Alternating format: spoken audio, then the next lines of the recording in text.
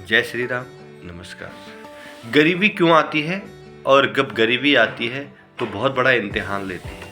मुख्य कारण गरीबी आने के क्या हैं, आज विशेष बात आपके सामने प्रस्तुत कर रहा हूँ और हम खुद इसके जिम्मेवार होते हैं।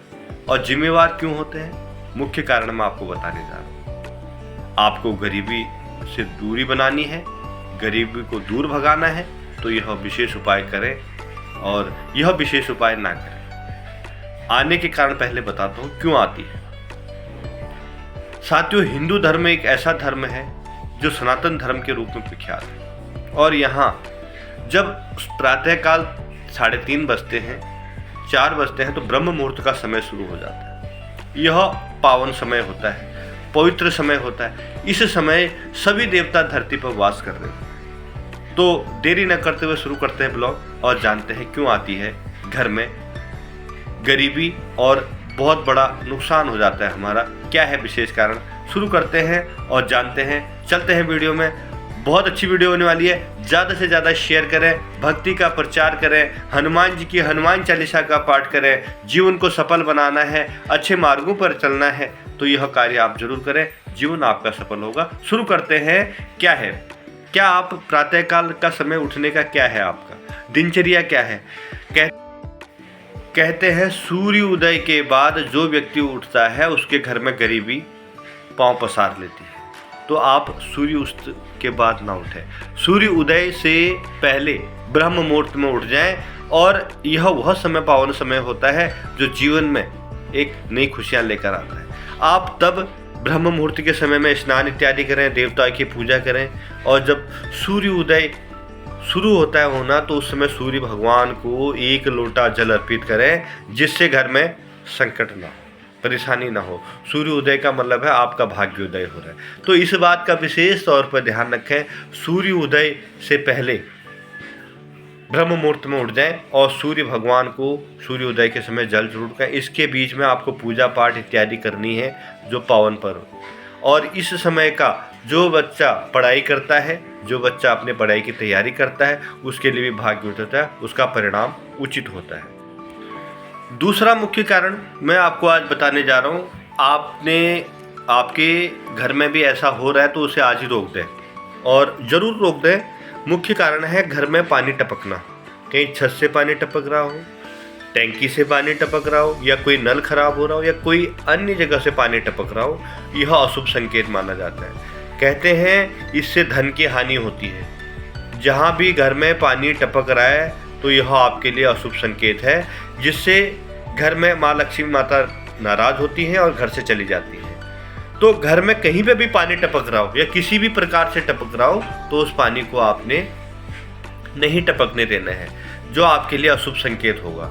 और माँ लक्ष्मी नाराज होती हैं तो जीवन में कष्ट आने शुरू हो जाते हैं, गरीबी आनी शुरू हो जाती है। तो इसका एक ही उपाय है, घर में आप कहीं पर भी पानी टपक रहा हो या उसकी रिपेयरिंग करा लें या उसको हटा दें या कोई अन्य स्थान पकड़ लें, जिससे घर में सुख संपदा बनी रहे, माँ लक्ष्मी का वास रहे। तीसरा उपाय, एकादशी व गुरुवार के दिन, मंगलवार को भी नाखून नहीं काटने चाहिए, मगर एकादशी गुरुवार के दिन नाखून बिल्कुल भी नहीं काटने चाहिए। आपके जो ये नाखून हैं, नाखूनों से बचें। नाखूनों को आप एकादशी या गुरुवार या मंगलवार, इन तीनों दिनों में काटने से परहेज करें।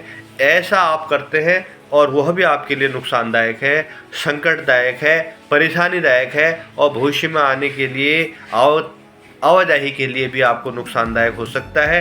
कहीं भी आप जा रहे हैं तो आपको दुर्घटना का कारण भी हो सकता है। माँ लक्ष्मी तो नाराज होती है, घर में धन का अभाव भी होना शुरू हो जाता है, जेबें खाली हो जाती हैं, तिजोरियाँ खाली हो जाती हैं, संकट आने शुरू हो जाते हैं। धन के अभाव से घर में गरीबी पसार सकती है। और जब भी आप नाखून को काटें तो प्रातःकाल सूर्य उदय और स्नान इत्यादि करने के बाद ही काटें, जिससे कि नुकसान ना हो और माँ लक्ष्मी आपके घर पर वास करती रहे। अब तीसरा उपाय आपको बताने जा रहा हूँ। सूर्यास्त के बाद कभी भी दूध, दही और धन किसी को नहीं देना चाहिए। किसी को आप दूध दे रहे हैं, दही दे रहे हैं, धन दे रहे हैं तो रोक दें, कभी भी मत दें। यह आपके लिए परेशानी का कारण बन सकता है।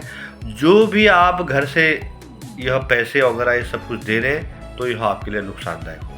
सूर्य अस्त के बाद विशेष तौर पे आपको ध्यान देना है, घर से माँ लक्ष्मी को कभी भी नहीं लेनी चाहिए। आप किसी को धन दे रहे हैं तो समझ लो अपने घर की लक्ष्मी आपके घर से विदा होकर दूसरे के घर जा रही है। तो सूर्य अस्त के बाद किसी को पैसा उधार ना दें, ना ही किसी को धन देना है, किसी को आपने पैसा देना है तो सुबह पर टाल दें, प्रातः काल पर टाल दें या दोपहर पर टाल दें, मगर सायंकाल के बाद रात शाम को पैसे कभी भी किसी को नहीं देने चाहिए। यह बड़े नुकसान आपको उठाना पड़ सकता है, बहुत बड़ा नुकसान आपको उठाना पड़ सकता है। चौथा उपाय, घर के आंगन में, घर के बाहर, घर के अंदर कहीं भी टूटी चप्पल हो, उनके फीते टूटे हों या कहीं से कटी हुई चप्पल हो तो उसको आज ही घर से हटा दें। टूटी चप्पल, फीते सब घर से आज से हटा दें, हटा ही दें, चाहे जूता फटा हो या कोई भी टूटा फूटा हो उनको हटा दें। यह बहुत ही अशुभ माना जाता है। ऐसा आप घर में इन चीज़ों को रखते हैं तो यह धन की लक्ष्मी के लिए बहुत बड़ा अशुभ माना जाता है। धन की लक्ष्मी घर में नहीं आती तो वह बाहर से बाहर निकल जाती है। तो इन चीज़ों को आज ही घर से बाहर कर दें या कूड़े में फेंक दें, कूड़ेदान में डाल दें, मगर घर में नहीं रखें। और ऐसा आप करते हैं तो आप जिंदगी भर परेशान रह सकते हैं। धन का अभाव रहेगा, गरीबी पांव पसारेगी, संकट आपको बढ़ेंगे, परेशानियां आपको होंगी। तो इनसे बचने के लिए एक ही उपाय है, तो इनको आपने घर से दूर कर देना है। और घर में कहीं फटे कपड़े, पुराने कपड़े या कहीं आपने कपड़े टांग रखे हों तो उन कपड़ों को घर से हटा दें। साफ सफाई का विशेष तौर पर ध्यान रखें। आप साफ सफाई रखते हैं, घर में साफ सुथरा रखते हैं, आप गरीब भी हैं तो माँ लक्ष्मी वास करती है, घर में धन का अभाव नहीं रहता। तो इन बातों का विशेष तौर पर आपको ध्यान रखना है। गरीबी मिटानी है तो इन बातों का ध्यान रखना है। तुलसी का पौधा आंगन में जरूर लगाएं। प्रातःकाल सूर्य भगवान को और तुलसी माता को एक लोटा जल अर्पित जरूर करें। यहीं से आपके भाग्य उदय होने शुरू हो जाते हैं।